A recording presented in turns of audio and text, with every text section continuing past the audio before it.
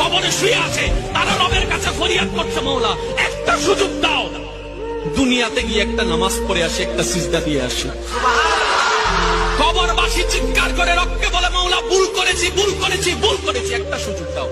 আবার দুনিয়ায় যাব মওলা, হাজার ব্যবসা থাকুক আমি নামাজ ছাড়বো না, হাজার চাকরি থাকুক আমি নামাজ ছাড়বো না, মওলা একটা সুযোগ দাও, একটা সুযোগ দাও, একটা সুযোগ দাও। মাটির নিচে যারা আছে তারা বলছে, আর মাটির উপর যারা আছে তারা বলছে, ভাই নামাজ তো পড়তে হয়। একজনে বলে যে কিভাবে আসবো, আমার প্যান্ট তো ঠিক নাই, আমার প্যান্টও ঠিক নাই।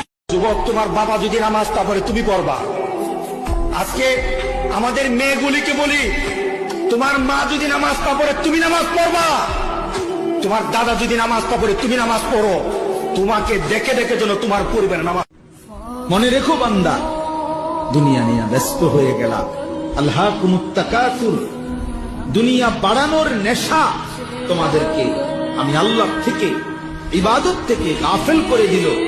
হাত্তা জুরতুমুল মাকাবির, মনে রেখো এরই মধ্যে একদিন তুমি পৌঁছে যাবে কবরস্থানে। মনোযোগ দিলেও মরে যাইবা, অমনোযোগ হইলেও মরে যাইবা, সেজদা দিলেও মরে যাইবা, নাফরমানি করলেও মরে যাইবা।